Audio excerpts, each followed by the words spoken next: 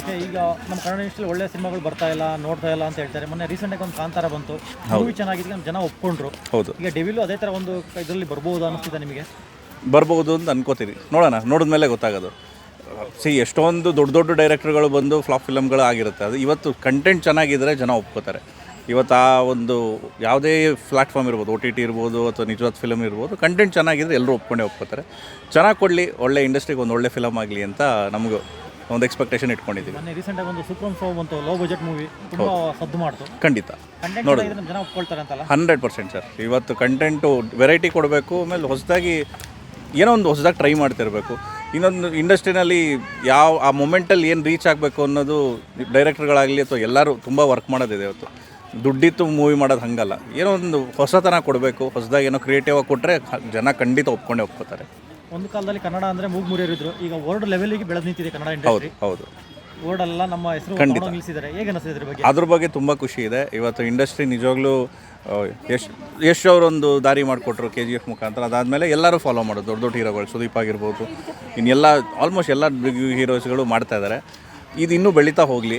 ನಮ್ಮಲ್ಲಿ ಟ್ಯಾಲೆಂಟ್ ಇದೆ. ಇವಾಗ ಸೂಫ್ರಮ್ ಶೋನೇ ಒಂದು ಚಿಕ್ಕ ಚಾರ್ಲಿ ಕೂಡ ನೀವು ನೋಡಿದ್ರಿ, ತುಂಬ ಚೆನ್ನಾಗಿ ಓಡ್ತು. ಅಂದರೆ ಏನೋ ಕಂಟೆಂಟ್ ಚೆನ್ನಾಗಿದ್ದು ಪರಿಶ್ರಮ ಹಾಕಿ ರೀಚ್ ಆಗೋ ರೀತಿ ಮಾಡಿದ್ರೆ ಖಂಡಿತ ರೀಚ್ ಆಗುತ್ತೆ. ಆಮೇಲೆ ಬೆಳೆಯೋದಕ್ಕೆ ಇವತ್ತು ಸ್ಕೋಪ್ ಇದೆ. ಅದನ್ನು ಹೇಳಿದ್ದು, ಹಾರ್ಡ್ ವರ್ಕ್ ಇದೆ, ಟೈಮಿಂಗ್ ಇದೆ, ಏನು ರೀಚ್ ಆಗಬೇಕು ಅದು ಮಾಡಬೇಕು. ಕನ್ನಡ ಇಂಡಸ್ಟ್ರಿ ಇಷ್ಟು ಒಳ್ಳೇದಿದೆ ಅಂದರೆ ಎಲ್ರಿಗೂ ಅಪಾರ್ಚುನಿಟಿ ಸಿಗೋದೇ, ಎಲ್ಲ ಆ್ಯಕ್ಟ್ರಸ್ಗೂ ಅಪಾರ್ಚುನಿಟಿ ಸಿಗೋದೇ ಕನ್ನಡ ಇಂಡಸ್ಟ್ರಿಯಿಂದ. So even they should recognise it. ಒಂದು ಕಾಲದಲ್ಲಿ ಕನ್ನಡ ಮಾತ್ರ ಕನ್ನಡಕ್ಕೆ ಸೀಮಿತವಾಗಿತ್ತು, ಬೇರೆ ಭಾಷೆಯಲ್ಲಿ ಯಾವುದು ಮಾಡ್ತಾರೆ. ಈಗ ಬರೋ ಸಿನಿಮಾಗಳೆಲ್ಲ ಪ್ಯಾನ್ ಇಂಡಿಯಾ ಸಿನಿಮಾಗಳಾಗ್ತಾ ಇದ್ದಾವೆ. ಇದ್ರ ಬಗ್ಗೆ ನಿಮಗೆ ಹೇಗೆ ಅನಿಸ್ತಿದೆ? ಒಳ್ಳೇದಾ ಒಂದು ಲೆಕ್ಕದಲ್ಲಿ ಕೆಟ್ಟದಾ? ಪ್ಯಾನ್ ಇಂಡಿಯಾ ಫಿಲಮ್ ಆಗಬಾರ್ದು ಅಂತಲ್ಲ, ಅದ್ರ ಹಿಂದೆ ತುಂಬ ಬ್ಯಾಕ್ಗ್ರೌಂಡ್ ವರ್ಕ್ ಇರುತ್ತೆ. ನನ್ನನ್ನು ಕೇಳಿದ್ರೆ ಈಗ ಯಾವುದೋ ಒಂದು ಸ್ಟೋರಿ ಇದೆ, ಪ್ಯಾನ್ ಇಂಡಿಯಾ ಮಾಡಬೇಕು ಅನ್ನೋದಲ್ಲ, ರೀಚ್ ಆಗುತ್ತೆ, ಕಂಟೆಂಟ್ ಇದೆಯಾ, ಆಡಿಯನ್ಸ್ ಯಾರಿದ್ದಾರೆ, ಅಲ್ಲಿಗೆ ತೊಗೊಂಡೋಗ್ಬೋದಾ? ಇಲ್ಲ, ಈಗ ನೀವು ಫಸ್ಟು ಕನ್ನಡದಲ್ಲಿ ಫಸ್ಟ್ ಟ್ರೈ ಮಾಡಿ, ಅದು ಬೇರೆಯವ್ರಿಗೆ ಇಷ್ಟ ಆಗಿ ಡಬ್ ಮಾಡೋಂಗಿದೆ. ಈಗ ಸೂಫ್ರಮ್ ಶೋ ಹೆಂಗಾಯಿತು ಆ ಥರ ಮಾಡೋದು ಒಳ್ಳೆಯದು ಅಂತ ಹೇಳ್ತೀನಿ. ಆ್ಯಕ್ಚುಲಿ ಬಾಲಿವುಡ್ ಮೂವೀಸ್ ಎಲ್ಲ ಬರೀ NRI ಆ್ಯಂಡ್ ಅದೇ ಥರ ಸ್ಟೋರೀಸ್ ತೋರಿಸ್ತಾರೆ. ಪ್ಯಾನ್ ಇಂಡಿಯಾ ಆಗೋದ್ರಿಂದ ರೀಜ್ನಲ್ ಮೂವೀಸ್ ಮತ್ತು ಲೈಕ್ ಕನ್ನಡ ಆಗಲಿ, ತಮಿಳ್, ತೆಲುಗು, ಈ ಸೈಡ್ದೆಲ್ಲ ರೀಜ್ನಲ್ ಸ್ಟೋರೀಸ್ ಎಲ್ಲ ಏನೇನಿದೆ ಅಂತ ಇಡೀ ಇಂಡಿಯಾಗೆ ಗೊತ್ತಾಗುತ್ತೆ, ಇಡೀ ಜಗತ್ತಿಗೆ ಗೊತ್ತಾಗುತ್ತೆ. So always it should be local first. So ಆ ರೀತಿಲಿ ಒಳ್ಳೆಯದಾಗಿರುತ್ತೆ. ಬ್ಯಾಕ್ಗ್ರೌಂಡ್ ಪೇಪರ್ ವರ್ಕ್ ತುಂಬ ಚೆನ್ನಾಗಿ ಮಾಡಿದ್ರೆ ಎಲ್ಲ ಅದು ಇದೆ. ಅದನ್ನು ಹೇಳಿದ್ದು, ಒಂದು ಸ್ಟೋರಿ ಇದೆ. ಪ್ಯಾನ್ ಇಂಡಿಯಾ ಈಗ ಮಾರ್ಟಿನ್ ಮಾಡಿದ್ರು, ಫ್ಲಾಪ್ ಆಯಿತು. ಏನಕ್ಕೆ? ಅದರಿಂದ ಇನ್ನೂ ತುಂಬ ಕೆಲಸಗಳಿತ್ತು ಅಂತ ನಾನು ಹೇಳೋದು.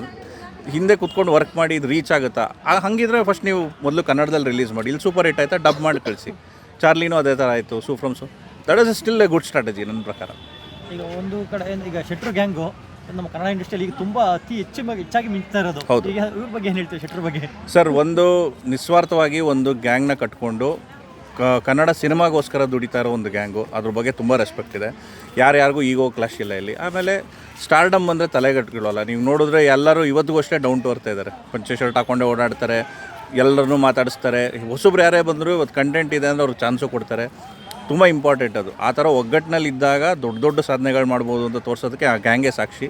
ಅದ್ರ ಹಿಂದೆ ಸುದೀಪ್ ಅವರು ಇದ್ರಿಂದ ಇನ್ನೂ ಖುಷಿ ಆಯಿತು. ಯಾರೋ ಒಬ್ಬರು ಸ್ಟಾರ್ ನಟರನ್ನು ಬ್ಯಾಕ್ ಬೋನಾಗಿ ನಿಂತಿದ್ದಾರೆ. ಅಂದರೆ ಇಂಡಸ್ಟ್ರಿ ಒಂದಾಗಿದ್ದು ಎಲ್ಲರೂ ಕರೆಕ್ಟಾಗಿ ಒಂದು ಕಾನ್ಸೆಪ್ಟ್ ಇಟ್ಕೊಂಡು ವರ್ಕ್ ಮಾಡೋದು 100% ವರ್ಕ್ ಆಗುತ್ತೆ. ಆ್ಯಂಡ್ ನಾವು ಇನ್ನೂ ದೊಡ್ಡದಾಗಿ ಬೆಳಿತೀವಿ. ಇವತ್ತು ಸ್ಯಾಂಡಲ್ವುಡ್ ಏನೂ ಇರಲಿಲ್ಲ ಅನ್ನೋದ್ರಿಂದ ಇವತ್ತು already Sandalwood one of the biggest players in India ಅನ್ನೋ ಥರ ಆಗಿದೆ. ಖುಷಿ ಇದೆ ಅದ್ರ ಬಗ್ಗೆ. ಡಿಸೆಂಬರ್ 25ಕ್ಕೆ ಸುದೀಪ್ ಅವ್ರ ಮಾರ್ಕು ಬರ್ತಾ ಇದೆ. ಶಿವಣ್ಣ, ರಾಜ್ ಬಿ ಶೆಟ್ಟಿ, ಉಪೇಂದ್ರ ಅವ್ರದ್ದು 45 ಬರ್ತಾ ಇದೆ. ಹೌದು, ಒಂದೇ ಡೇಟಲ್ಲಿ ಬಂದರೆ ಈಗ ಆಡಿಯನ್ಸಿಗೆ ನೋಡೋಕ್ಕೆ ಕ್ಲಾಶ್ ಆಗಲ್ವಾ? ಕ್ಲಾಶ್ ಅನ್ನೋದಕ್ಕಿಂತ ಅದು ಸಂಭ್ರಮ. ಹೌದು, ಇರುತ್ತೆ ಇವತ್ತು. ಬಟ್ ಹಾಲಿಡೇ ಸೀಸನ್ ಟೈಮಲ್ಲಿ ಹೇಗಾಗುತ್ತೆ, ಚಾಯ್ಸ್ಗಳು ಜಾಸ್ತಿ ಇದ್ದಷ್ಟು ಒಳ್ಳೆಯದೇ. ಇವಾಗ ಹೆಂಗಿದ್ರು ರಜಾ ಇರುತ್ತೆ ಆ ಟೈಮಲ್ಲಿ, ಒಂದಿಲ್ಲ ಅಂದ್ರೆ ಇನ್ನೊಂದಕ್ಕೆ ಹೋಗ್ತಾರೆ. ಆಮೇಲೆ ನಮ್ಮ ಜನ ಹೆಂಗಿದೆ, ಕಂಟೆಂಟ್ ಚೆನ್ನಾಗಿದ್ರೆ 2 ಫಿಲಮ್ ನೋಡ್ತಾರೆ. ನಾನು ಕೂಡ ನೋಡಿದ್ದೀನಿ ಅದೇ ಥರ. ಚೆನ್ನಾಗಿದೆ ಅಂದಾಗ 100% ನೋಡ್ತಾರೆ ಸರ್. ಬ್ಯಾಕ್ ಟು ಬ್ಯಾಕ್ ನೋಡಿರೋದು ಉಂಟು. ಎಷ್ಟೋ ಸರಿ ಬೆಳಗ್ಗೆ 8 ಗಂಟೆಗೆ ಒಂದು ಮೂವಿ ನೋಡಿ 12 ಗಂಟೆಗೆ ಇನ್ನೊಂದು ಫಿಲಮ್ ನೋಡಿರೋದು ಉಂಟು. ಕಂಟೆಂಟ್ ಚೆನ್ನಾಗಿದ್ರೆ 100% ನೋಡ್ತಾರೆ. ಕಂಟೆಂಟ್ ಚೆನ್ನಾಗಿ 2-3 ಸಿನಿಮಾ ರಿಲೀಸ್ ಆದರೂ ಪ್ರಾಬ್ಲಮ್ ಖಂಡಿತ 100%. ಅವಾಗ ನಮಗೂ ಹಬ್ಬ ಸರ್. ಯಾವಾಗ ಒಳ್ಳೊಳ್ಳೆ ದೊಡ್ಡ ದೊಡ್ಡ ಸ್ಟಾರ್ ಫಿಲಮ್ಗಳು ಬರ್ತಾ ಇರುತ್ತೆ, ಎಲ್ಲರೂ ಹಬ್ಬ. ಈಗ ಫ್ರೆಂಡ್ಸ್ ಜೊತೆ ಒಂದು ಫ್ಯಾಮಿಲಿ ಜೊತೆ ಒಂದು ಫಿಲಮ್ಗೆ ಹೋಗ್ತೀವಿ, ಫ್ರೆಂಡ್ಸ್ ಜೊತೆ ಒಂದು ಹೋಗ್ತೀವಿ. ಹಿಂಗೆ ಮಾಡೋದು ಅದಿದೆ, ಆ ರೂಢಿ ಇದೆ. ಒಳ್ಳೆ ಕಂಟೆಂಟ್ ಬಂತು, ಒಳ್ಳೆ ಫಿಲಮ್ ಬಂತು ಅಂದರೆ ಖಂಡಿತ ಹೋಗ್ತೀವಿ ಸರ್. ಮತ್ತು ಡೆವಿಲ್ ಡಿಸೆಂಬರ್ 2ಕ್ಕೆ ರಿಲೀಸ್ ಆಗ್ತಿದೆ. ದರ್ಶನ್ ಅವ್ರು ಜೈಲಲ್ಲಿದ್ದಾರೆ. ಅದರಿಂದ ಏನಾದರೂ ಆ ಡೆವಿಲ್ ಮೂವಿಗೆ ಏನಾದರೂ ಇಂಪ್ಯಾಕ್ಟ್ ಆಗುತ್ತಾ? ಅವ್ರು ಜೈಲಲ್ಲಿದ್ದಾರೆ ಸರ್. ಫಸ್ಟು 4 ದಿನ 5 ದಿನ ಅದು ಫ್ಯಾನ್ಸೇ ಸರ್. ಖಂಡಿತ ಅದನ್ನು ಫ್ಯಾನ್ಸೇ ತೊಗೊಂಡೋಗೋದು ಫಿಲಮ್ನ. ಅದಾದಮೇಲೆ ಏನು ನಡೆಯುತ್ತಲ್ಲ, ಅದಕ್ಕೆ ನಿಜವಾಗ್ಲೂ ಕಂಟೆಂಟ್ ಚೆನ್ನಾಗಿದ್ದರೆ ಅದು ಓಡುತ್ತೆ ಸರ್. ಇನ್ನು 25 35 ದಿನ 50 ದಿನ ಬೇಕಾದ್ರೂ ಓಡುತ್ತೆ. ಕಂಟೆಂಟ್ ಇಲ್ಲ ಅಂದರೆ ಸ್ವಲ್ಪ ಹೌದು ಡ್ರಾಪ್ ಆಗುತ್ತೆ, ನೆಗೆಟಿವ್ ರಿವ್ಯೂಸ್ ಬರ್ಬೋದು. ಇಂಪ್ಯಾಕ್ಟ್ ಇದೆ, ಎಲ್ಲಾದ್ರ ಮೇಲೆ ನಿಂತಿರೋದು. ಇವಾಗ ಲಾಸ್ಟ್ ಟೈಮ್ ಸಾರಥಿ ಚೆನ್ನಾಗಿತ್ತು, ಹಾಗಾಗಿ ಓಡ್ತದು. ಸೊ ಕಂಟೆಂಟ್ ಚೆನ್ನಾಗಿದ್ದಾಗ ಓಡುತ್ತೆ. ಆ ನಂಬಿಕೆ ಇದೆ ನಮಗೂ. ನೋಡೋಣ. ಮತ್ತು ಗಿಲ್ಲಿ ನಟ ಅಂತ ಪೋಸ್ಟ್ ಬಿಟ್ಟಿದ್ದಾರೆ ರೀಸೆಂಟಾಗಿ, ಅದು ಎಲ್ಲ ಕಡೆ ಕರ್ನಾಟಕದಾದ್ಯಂತ ಹವಾ ಮಾಡ್ತಾ ಇದೆ. ಹೌದು, ಯಾಕಂದ್ರೆ ಅವ್ನಿಗೆ ಗಿಲ್ಲಿ ನಟ ಈಗ ಬಿಗ್ ಬಾಸಲ್ಲೇ ಭಾಳ ಫೇಮಸ್ ಆಗ್ಬಿಟ್ಟು. ಕರೆಕ್ಟ್. ನೀವು ಏನು ಎಕ್ಸ್ಪೆಕ್ಟ್ ಮಾಡ್ಬೋದು ಗಿಲ್ಲಿ ನಟದಿಂದ? ಆ್ಯಕ್ಚುಲಿ ಅವನು ಹಾಸ್ಯ ನಟ ಸರ್. ಅವರು ಒಳ್ಳೆ ಟ್ಯಾಲೆಂಟೆಡ್ ಆರ್ಟಿಸ್ಟು ನನಗೆ ಗೊತ್ತಿರೋಂಗೆ, ನಾನು ನೋಡಿರೋ ಪ್ರಕಾರ. ಸೊ ಇವತ್ತು ನಾನು ಅನ್ಕೊತಾ ಇದ್ದೀನಿ ದೊಡ್ಡ ಪರದೆನಲ್ಲಿ ಚಾನ್ಸ್ ಸಿಕ್ಕಿದೆ, ಅಲ್ಲಿ ಇನ್ನೂ ಚೆನ್ನಾಗಿ ಪ್ರೂವ್ ಮಾಡಲಿ. ಈಗ ಚಿಕ್ಕಣ್ಣವರು ಅದೇ ಥರ ಆಗಿದ್ದು, ಎಲ್ಲ ಚಿಕ್ಕ ಪರದೆಯಿಂದ ದೊಡ್ಡ ಪರದೆ ಹೋದು ಇದೆ, ಅದೇ ಥರ ಇವರು ಬೆಳೀಲಿ ಅಂತ ಆಸೆ ಪಡ್ತೀವಿ ಸರ್. ಸರ್ ನಮಸ್ತೆ. ಸರ್ ನಮಸ್ತೆ. ಹೇಳಿ. ಈಗ ಮೊನ್ನೆ ಒಂದು ಸೋಷಿಯಲ್ ಮೀಡಿಯಾದಲ್ಲಿ ತುಂಬ ವೈರಲ್ ಆಗ್ತಾ ಇದೆ. ಪರಪ್ಪನ ಅಗ್ರಹಾರದಲ್ಲಿ ಜೈಲಲ್ಲಿ ಎಲ್ಲ ಕೈದಿಗಳು ಮೋಜು ಮಸ್ತಿ ಮಾಡ್ತಿರೋದು. ಅದೇ ದರ್ಶನ್ ಅವರಿಗೆ ಒಂದು ಹಾಸಿಗೆ ತಿಂಬಬೇಕು ಅಂದರೆ ಕೋರ್ಟಿಗೆ ಹೋಗಿ ತಗೋಬೇಕಾದ ಪರಿಸ್ಥಿತಿ ಬಂದಿದೆ. ಇದ್ರ ಬಗ್ಗೆ ಹೇಗೆ ಅನ್ನಿಸ್ತಿದೆ ಸರ್? ಆ್ಯಕ್ಚುಲಿ ನ್ಯಾಯ ಅಂದಮೇಲೆ ಎಲ್ರಿಗೂ ಒಂದೇ ಆಗಿರಬೇಕು. ಸೊ ಅದನ್ನು ಖಂಡಿತ ಅಲ್ಲಿ ಗೊತ್ತಿದೆ, ಕೇಸ್ ನಡೀತಾ ಇರೋದು ಎಲ್ರಿಗೂ ಈಕ್ವಲಾಗಿ ಟ್ರೀಟ್ ಮಾಡಬೇಕು ಅಂತ. ಹಾಗೆ ಆ್ಯಕ್ಚುಲಿ ಯಾರಿಗೂ ಬಿಡಬಾರ್ದು, ಎಲ್ರಿಗೂ ಈಕ್ವಲಾಗಿ ಟ್ರೀಟ್ ಮಾಡಬೇಕು ಅನ್ನೋದು ನಮ್ಮ ಒಪಿನಿಯನು. ಸೊ ಕೈದಿಗೆ ನೋಡಿ, 18-20 ರೇಪ್ ಮಾಡಿದಂಥ ಕೈದಿಯಲ್ಲೇ ಫೋನು ಮೊಬೈಲಲ್ಲಿ ಸಿಗುತ್ತೆ. ಇವರು ಒಂದು ಡಿಮ್ಮು ಬೇಕು ಅಂದರೆ ಕೋರ್ಟಿಗೆ ಪದೇ ಪದೇ ಹೋಗಿ ಅಪೀಲ್ ಹಾಕಿದ್ರು ಕೊಡಲ್ಲ ಸರ್. ಅದು ಹೈ ಪ್ರೊಫೈಲ್ ಕೇಸ್ ಆಗಿರೋದ್ರಿಂದ ಅದನ್ನೇ ಈ ತುಂಬ ಚಿಕ್ಕದಿರೋದು ದೊಡ್ಡದು ಆಗ್ತಾಯಿದೆ. ಬಟ್ ನನ್ನನ್ನು ಕೇಳಿದ್ರೆ ಎಲ್ಲರೂ ಈಕ್ವಲಾಗೆ ಟ್ರೀಟ್ ಮಾಡಬೇಕು ಸರ್. ಒಂದು ಕೈದಿಗಳು ಎಲ್ಲರೂ ಕೈದಿಗಳೇ, ಯಾರು ಅವರು ಒಳ್ಳೆಯವರು ಕೆಟ್ಟವರು ಅಂತಲ್ಲ. ಆ ಜಾಗದಲ್ಲಿ ಇದ್ದಾರೆ ಅಂದಮೇಲೆ ತಪ್ಪು ಮಾಡಿರೋದಕ್ಕೆ ಆ ಜಾಗದಲ್ಲಿರೋದು.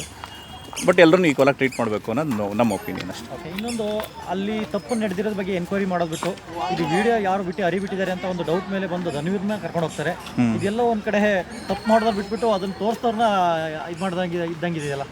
ಅದೇ ಖಂಡಿತ. ಇದು ಹೈ ಪ್ರೊಫೈಲ್ ಕೇಸ್ ಆದಾಗ ಪ್ರಾಬ್ಲಮ್ ಏನಾಗುತ್ತೆ ಅಂದರೆ ಅದು ಚಿಕ್ಕದು ದೊಡ್ಡದಾಗ್ತಾ ಹೋಗುತ್ತೆ. ಇಲ್ಲಿ ಅವರು ಇರೋ ಪರಿಸ್ಥಿತಿನಲ್ಲಿ ಅದು ಅವ್ರಿಗೆ ಆ ಥರ ಫ್ಯಾನ್ಸಿಗೆ ಮೊದಲೇ ಹರ್ಟ್ ಆಗಿದೆ. ಆಮೇಲೆ ಅವ್ರು ಚಿಕ್ಕದು ಏನೇ ಮಾಡಿದ್ರು ಅದನ್ನು ದೊಡ್ಡದು ಮಾಡ್ತಾ ಹೋಗ್ತಾ ಇರ್ತಾರೆ. ಹಾಗಾಗಿ ಸ್ವಲ್ಪ ಸ್ಟ್ರಿಕ್ಟ್ ಮಾನಿಟರಿಂಗ್ ಇರಬೇಕು ಎಲ್ಲ ಕಡೆ ಅನ್ನೋದು ನಮ್ಮ ಒಪಿನಿಯನ್. ಓಕೆ. ಈಗ 12ಕ್ಕೆ ಡೆವಿಲ್ ರಿಲೀಸ್ ಆಗ್ತಿದೆ, ಎಷ್ಟು ಖುಷಿ ಆಗ್ತಾಯಿದೆ ನಿಮಗೆ? ನಾ ಕನ್ನಡ ಸಿನಿಮಾ ಪ್ರೇಮಿಯಾಗಿ ಆಬ್ವಿಯಸ್ಲಿ ಎಲ್ಲ ಒಳ್ಳೆ ಸಿನಿಮಾಗಳು ಬರಬೇಕು ಅನ್ನೋದು ಇಷ್ಟ. ಬರಲಿ, ಚೆನ್ನಾಗಾಗಲಿ, ಚೆನ್ನಾಗಿ ಓಡಲಿ. ಇಂಡಸ್ಟ್ರಿ ಇವಾಗ ಅಷ್ಟು ಒಳ್ಳೆ ಫಿಲಮ್ಸ್ಗಳು ಬರ್ತಾ ಇಲ್ಲ ಅಂದರೆ ಬಂದರೂ ಗೊತ್ತು. ಈಗ ತುಂಬ ಒಂದು 100 ಫಿಲಮಲ್ಲಿ ಒಂದು 2-3 ಫಿಲಮ್ಸ್ ಅಷ್ಟೇ ಹಿಟ್ಟಾಗ್ತದೆ. ಅಂಥದ್ರಲ್ಲಿ ದೊಡ್ಡ ಸ್ಟಾರ್ದು ಒಂದು ಒಳ್ಳೆ ಫಿಲಮ್ ಬಂದು ಇಂಡಸ್ಟ್ರಿ ಬೂಸ್ಟ್ ಆಗಲಿ ಅನ್ನೋದು ನಮ್ಮ ಆಸೆ. ಎಷ್ಟೊಂದು ದೊಡ್ಡ ಡೈರೆಕ್ಟರ್ಗಳು ಬಂದು ಫ್ಲಾಪ್ ಫಿಲಮ್ಗಳು ಆಗಿರುತ್ತೆ. ಅದು ಇವತ್ತು ಕಂಟೆಂಟ್ ಚೆನ್ನಾಗಿದ್ದರೆ ಜನ ಒಪ್ಕೋತಾರೆ. ಇವತ್ತು ಆ ಒಂದು ಯಾವುದೇ ಪ್ಲ್ಯಾಟ್ಫಾರ್ಮ್ ಇರ್ಬೋದು, OTT ಇರ್ಬೋದು ಅಥವಾ ನಿಜವಾದ ಫಿಲಮ್ ಇರ್ಬೋದು, ಕಂಟೆಂಟ್ ಚೆನ್ನಾಗಿದ್ದರೆ ಎಲ್ಲರೂ ಒಪ್ಕೋತಾರೆ. ಓಕೆ. ಮತ್ತು ನೀವು ಬಿಗ್ ಬಾಸ್ ನೋಡ್ತೀರಾ? ಬಿಗ್ ಬಾಸ್ ಬಗ್ಗೆ ನೋಡ್ತೀವಿ. ಅಂದರೆ ನಮಗಿಂತ ಜಾಸ್ತಿ ಮನೇಲಿರೋ ನೋಡ್ತಾರೆ. ಸೊ ನಮ್ದು ಸ್ವಲ್ಪ ಕಮ್ಮಿ. ಬಟ್ ಓಕೆ, ಅಪ್ಡೇಟ್ಸ್ ಇಟ್ಕೋತಾ ಇರ್ತೀವಿ ಥ್ರೂ ಸೋಷಿಯಲ್ ಮೀಡಿಯಾ, ಗೊತ್ತಾಗ್ತಾ ಇರುತ್ತೆ. ನಿಮಗೆ ಯಾರು ಗೆಲ್ಲಬೇಕು ಸರ್? ಸದ್ಯಕ್ಕೆ ನನ್ನ ಪರ್ಸ್ನಲ್ ಫೇವ್ರೇಟ್ ಯಾರೂ ಇಲ್ಲ. ನಿಮಗೆ ಯಾರು ಇದೆಯಾ? Thank you.